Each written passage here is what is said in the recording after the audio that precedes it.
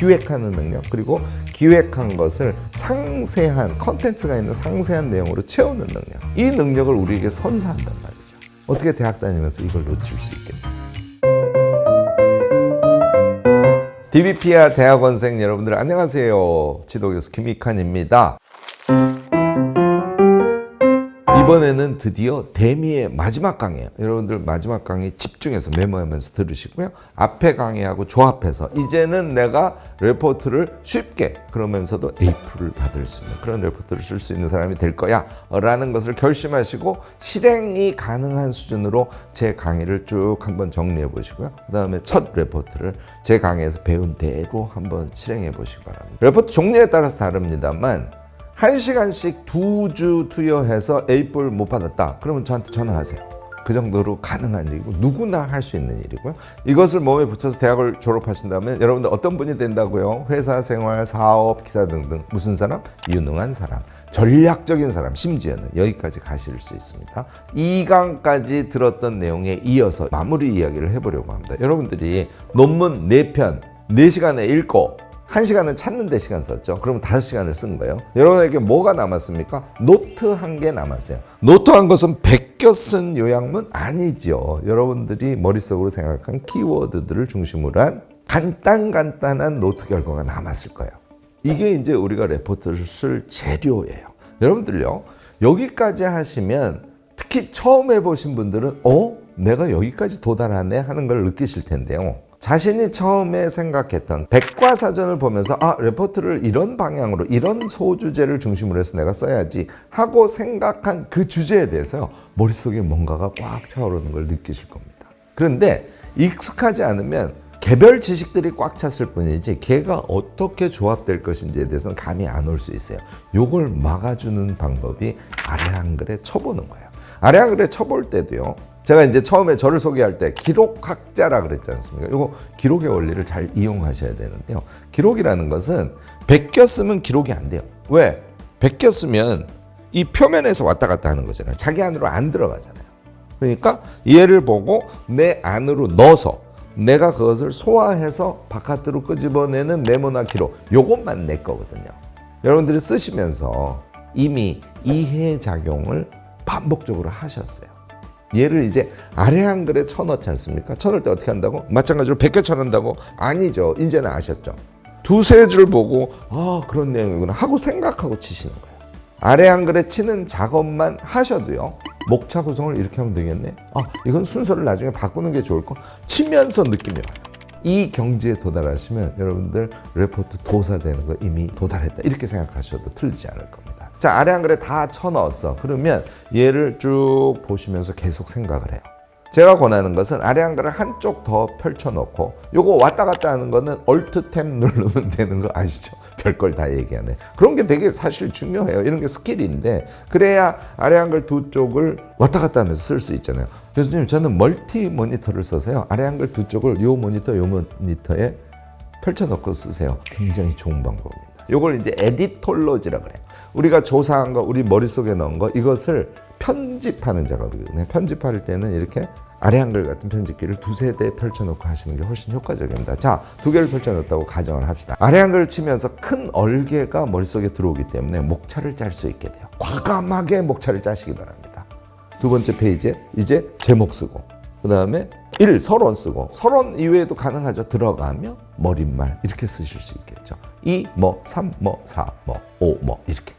제가 3가지를 강조하는 사람이라서 저는 서론하고 결론 2개 내두고요, 본론을 3 정도로 나누시는 걸 권합니다. 그럼 1, 2, 3, 4, 5가 되겠죠. 목차를 과감하게 짜신 다음에 손노트 한 거 4쪽을 아래 한글에 옮기면은 1.5쪽 내지 길면 2쪽이 나와요.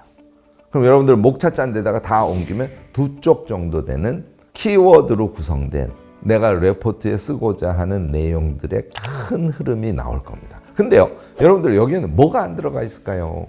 자기의 생각이 안 들어가 있습니다. 왜냐하면 논문을 보고 요약한 키워드를 목차의 내용 구성별로 배분한 것이니까. 자, 그럼 그 다음에 뭘 한다고요?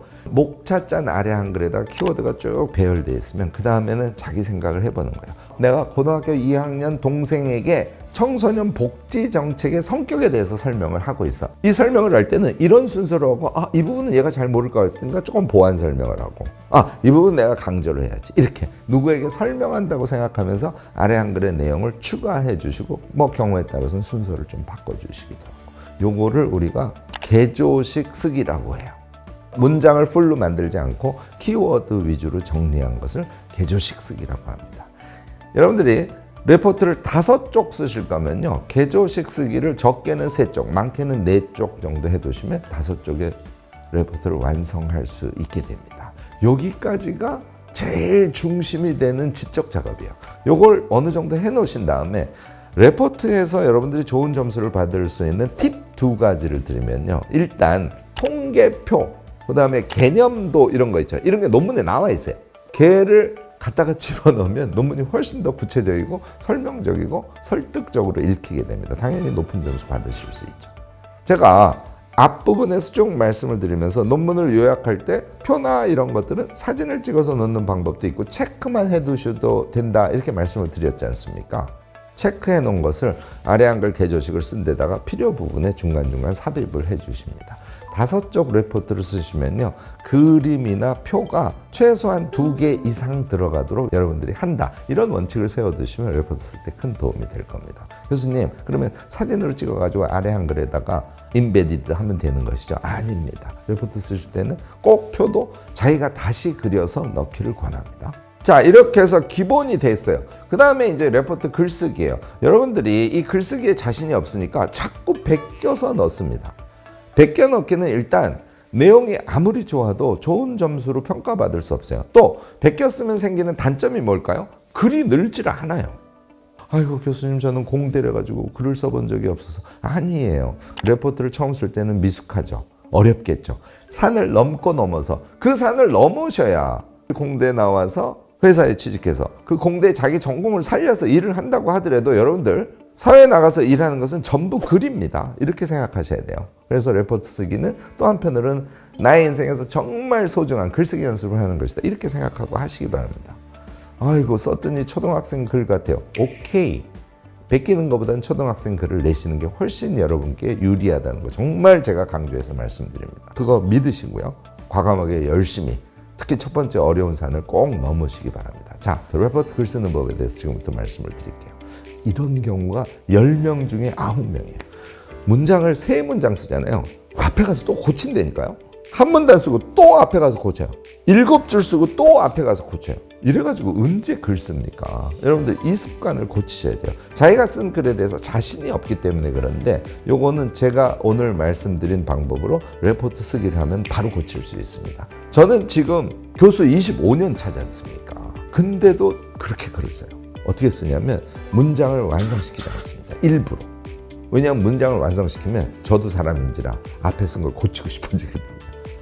레포트 쓸 때는 개조식으로 쭉 써놓으면 그 다음에 이제 자기 생각이 돌기 시작하니까 자기 생각을 그냥 우두두두두둑 치는 거예요. 어미를 완성하지 않습니다. 이래 했음 또는 명사형으로 그냥 끝내고 문장을 완성하지 않은 상태. 뭐뭐 했음, 뭐뭐 했음 이런 완성되지 않은 문장의 형태로 서론부터 결론까지 끝까지 쓰세요. 얘를 먼저 완료를 해놓는 게 정말 중요합니다. 보통 초고라 그러죠. 얘를 초고의 앞부분이라고 해서 저는 초초고라고 불러요. 요거를 완성해 놓고 나면 여러분들이 이제 놀아도 돼요. 요거를 예를 들어서 아까 아래 한글에 옮기고 자기 생각 집어넣고 표 집어넣고 2시간 걸렸어. 그럼 여러분들 몇 시간 남았어요? 레포트 작성까지 3시간 남았죠. 얘는 놀면서 하셔도 돼요. 왜냐하면 기본이 됐기 때문에 친구들이랑 만나가지고 오늘 5시 반부터 좀 이른 술을 먹기로 했어. 술을 엄청 먹었어요. 집에 들어갔더니 10시 반이야. 10시 반에서 11시까지 30분 동안 이미 문장만 안 완성돼 있지 내용은 다 들어가 있지 않습니까? 거기에다가 문장을 치세요. 그렇게도 가능하다는 거예요. 그것으로 끝일까요? 그 다음이 중요해요. 이걸 우리가 초고라 그러는데 초고는 한번 쭉 읽어보시면요. 여기 내가 포인트를 줘서 좀 강조를 해야 되는데 이런 부분이 강조가 안 되네. 이런 게 이제는 보이기 시작합니다. 왜? 초초고를 쓴 상태에서 이미 초고까지 썼으니까 자기가 글을 2번이나 본 거 아니에요. 제일 앞으로 가보죠. 쭉 한번 제가 읊어볼게요. 레포트 주의를 받았는데 그것이 대체로 어떤 범위의 이야기인지 개요를 백과사전 등을 통해서 봤죠. 그중에서 여기다 포인트를 두려고 자기가 생각을 한 상태에서 논문을 2배수 내지 3배수를 찾아서 그걸 추렸어요. 논문을 4편이나 읽었습니다. 심지어는 읽으면서 걔를 메모해가지고 메모한 것을 심지어는 아래 한글에 옮겼어요. 그것을 자기 생각을 추가하고 표를 넣고 그렇게 하면서 전체 내용이 균형성 있게 되도록 여러분들이 계속 반복해서 봤잖아요. 심지어는 그것을 초고를 완성하기 위해서 문장까지 쓰셨지 않습니까? 몇 번 보신 거예요? 적어도 4번 내지 5번 보신 거잖아요. 내용이 머릿속에 꽉 차 있습니다. 그 상태에서 2번 고치기를 하기를 저는 권하는데요. 이거 고치는 건 시간이 많이 걸리지 않아요. 5쪽짜리를 2번 고치는데 대체로 길게 잡으면 40분 잡으면 고치실 수 있습니다. 자, 그러면 하루에 1시간씩 2주 10시간 걸려서 여러분들은 기가 막힌 레포트를 쓰실 수 있게 됩니다. 한 번 꼭 하셔야 돼요. 첫 번이 제일 어려워요. 교수님 얘기하는 전체를 들으니까 좋은 것 같긴 한데 그걸 내가 할 수 있어? 이런 생각이 드실 거예요. 한번 해보세요. 제발. 한 번의 턱을 넘으시면 여러분들의 대학생활이 달라지고요. 정말 즐거운 우리 대학생활을 하면서도 레포트 하나는 나의 성장을 위해서 작성을 제대로 하고 그것이 쌓이고 쌓여서 직장에 가서는 스스로 사업을 하거나 레포트를 쓴다는 것은 무엇인가를 프로젝트를 할 때 사업도 프로젝트니까 그것을 기획하는 능력 그리고 기획한 것을 상세한 컨텐츠가 있는 상세한 내용으로 채우는 능력 이 능력을 우리에게 선사한단 말이죠. 어떻게 대학 다니면서 이걸 놓칠 수 있겠어요? 시험은 못 봐도 레포트는 잘 쓰시기 바랍니다. 물론 레포트를 잘 쓰시면 여러분들 시험도 잘 보게 돼요. 공부만 하는 대학생을 제가 요구했던가요? 그거 아니죠. 하워드 가드너 다중지능 이론 말씀을 드렸지 않습니까? 우리의 일상의 놀이, 인간의 관계, 자기를 어느 정도 통제할 수 있는 능력, 자기를 알아가는 메타인지 같은 것들이죠. 얘를 베이직에 깔고 레포트 쓰는 방법이 몸에 착 붙어서 그동안 부담으로만 작용했던 그래서 베껴 쓰기만 해왔던 여러분들의 레포트의 세계를 이번 강의를 통해서 완전히 뒤집기 바랍니다. 여러분들에게 능력 있는 인생이 기다리고 있을 겁니다. 끝까지 여러분들 수강해 주셔서 너무너무 감사하고요. 제 강의를 메모하시고 반복해서 보시고 반드시 적용해 보시기 바랍니다. 오랫동안 수강하신다고 수고 많으셨습니다.